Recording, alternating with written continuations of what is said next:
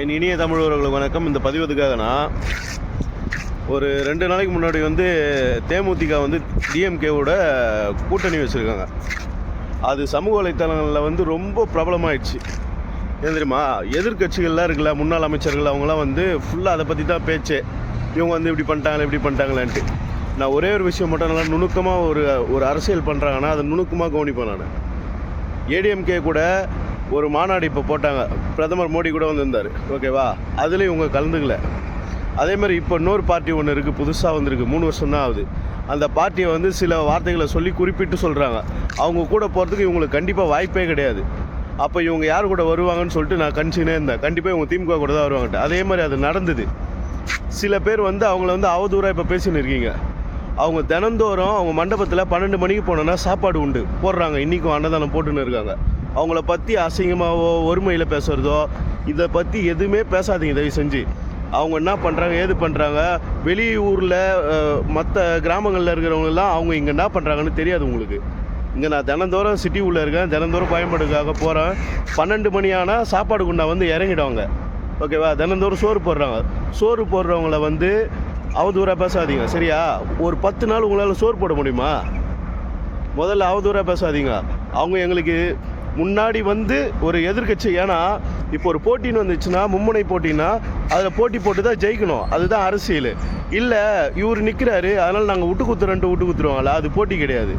முதல்ல தெரிஞ்சுங்க அரசியல்னால் என்னென்னு முதல்ல தெரிஞ்சுங்க. மியூசிக்கல் சேர் மாதிரி தான் இது, ஓகேவா? யார் ஓனாலும் யார் கடைசியில் போய் நின்று அந்த ஒரு சேரில் போய் உட்காடுறாங்களோ அவங்களுக்கு தான் அது. யார் வேணாலும் 10 சேர் உட்காந்துங்க, 10 பேர் உட்கார்றதுக்கு அதுவாக போட்டி. இப்போ ஒலிம்பிக்லாம் போகிறாங்க, எல்லா நாடும் போட்டி போடுது. என் நாடு தான், நான் தான் எல்லாத்துலேயும் டாப்பில் இருக்கிறேன், நான் போய் உட்காந்துக்கிறேன், நான் தான் ஃபஸ்ட்டு வாங்கினேன். போட்டி போட்டு தானே ஜெயிக்கிறாங்க அவங்களும். அரசியல்ன்றது போட்டி. எல்லா விஷயத்துலையும் போட்டி இருக்குது, எல்லா இடத்துலையும் எல்லாமே இருக்குது, ஓகேவா? போட்டி போட்டு ஜெயிக்கிறவனுக்கு தான் அந்த சீட்டு. இதுவே தெரியல. இது நீங்கள் அரசியல் பேசின்னு இருக்கீங்க.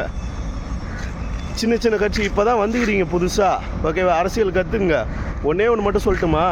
உங்கள் கட்சியில் ஒரு வார்த்தை ஒன்று சொல்கிறீங்களே திருக்குறளில், பிறப்புக்கும் எல்லாம் இருக்கும்ட்டு. கட்சி ஆரம்பித்து 3 வருஷம் ஆகுது.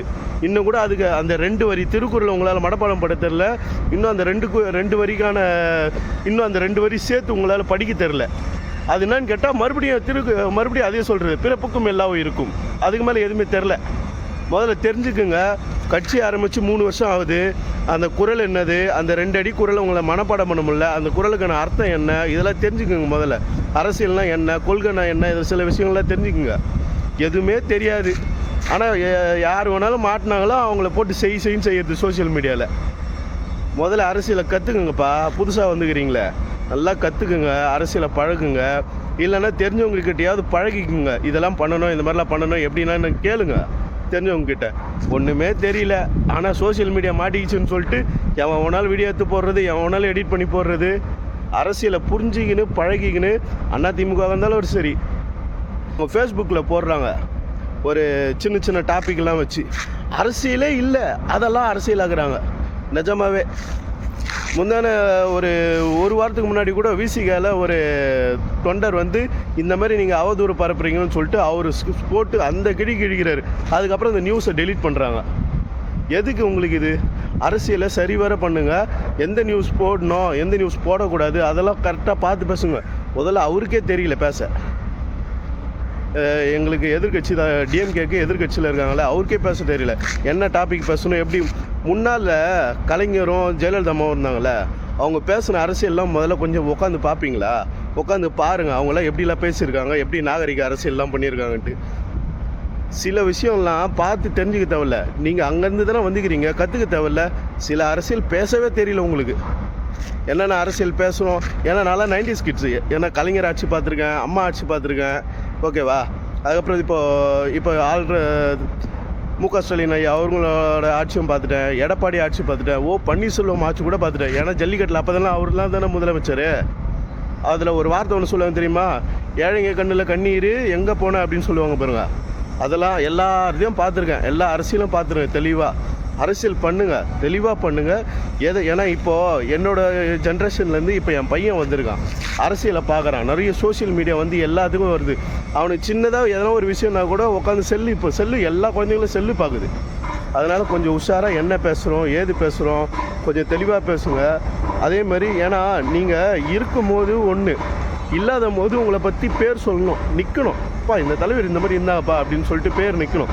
அந்த மாதிரி அரசியல் பேசுங்க. எதனா ஒன்று ஏனாத்தானு எது வேணாலும் பேசலாம் நினச்சின்னு பேசுனீங்கன்னா உங்களோட பேர் இப்போவே கெட்டுடும். அதுக்கப்புறம் மற்ற வருங்காலத்துக்கு வந்து நீங்கள் எப்படியாப்பட்ட தலைவர்ன்றது தெரியாமலே போயிடும். நான் பொதுமறையாக பேசுகிறேன், அரசியலே பேசலை, இதில் பொதுமறையாக பேசுகிறேன். நல்ல கருத்துக்களை வைங்க. குழந்தைங்களுக்கும் இப்போ இருக்கிற எல்லா பெரியவர்களுக்கும் சின்ன குழந்தைங்களுக்கும் எல்லாருக்கும் போய் புரிகிற மாதிரி சேர்ற மாதிரியான அரசியல் பேசுவேன். பேசுகிறது ஒருமையில் பேசுகிறது இதெல்லாம் எதுவுமே வேணாம் நிஜமாவே. ஏன்னா என் பையன்லாம் இப்போ செல்லு பார்க்க ஆரம்பிச்சிட்டான். சரியா, படிப்பு விஷயமாக சொல்லி கொடுத்துன்னு கூட எதனா ஒரு வீடியோ வருது, டக்குன்னு அவன் ஸ்வைப் பண்ணுறான், டக்குன்னு அது மாதிரி வீடியோ வருது, சில விஷயங்கள்லாம் பார்க்குறான். எனக்கு சில விஷயங்களை ஏன்னா இப்போ வரும் சந்ததியினரை வந்து எப்படி வழிமொழிஞ்சு நம்ம கூட்டின்னு போகிறோன்றதே ஒரு கஷ்டமான ஒரு டாஸ்காக இருக்குது. சரியா, எல்லா இடத்துலையும் எல்லாமே பரவலாக இருக்குது. நம்ம இதை பண்ணாதப்பான்னு சொல்லி வளர்க்குறதே எங்களுக்கு பெரிய கஷ்டம். சரியா, அரசியல் பேசுங்க, நாகரிகமாக பேசுங்க. என்ன விஷயம் பேசுகிறோம், நீங்கள் இருக்கும் போது ஒன்று, இல்லாத போது பேர் சொல்லணும். சரியா, அந்த மாதிரி அரசியல் பண்ணுங்கள். நான் எதுவும் யார் மனமும் புண்படுற மாதிரி இருந்தால் மன்னிச்சிடுங்க. ஆனால் இந்த வீடியோ வந்து அரசியலை தெளிவாக பண்ணுங்கள், யாராக இருந்தாலும் சரி. ஒருமையில் பேசுகிறத கொஞ்சம் தவிர்த்துங்க. என்கிட்ட கூட தான் செல் இருக்குது, என்கிட்ட கூட தான் என் யூடியூப் சேனல் இருக்குது, எல்லாமே இருக்குது. நானும் ஒருமையில் பேசி போடலாமே. அரசியல் அது கிடையாது. நாகரிகமான அரசியல் பண்ணணும். சரியா, அடுத்தவன் மனசு புண்படாத மாதிரி அரசியல் பண்ணணும். அதுதான் அரசியல். இதுவே தெரியலனா அப்புறம் நீங்கள் அரசியலில் இருக்கிறதே வேஸ்ட். சரியா, இதோட இந்த வீடியோ முடிச்சுக்கிறேன். ரொம்ப நாள் கழிச்சு வீடியோ போடுறேன். நன்றி.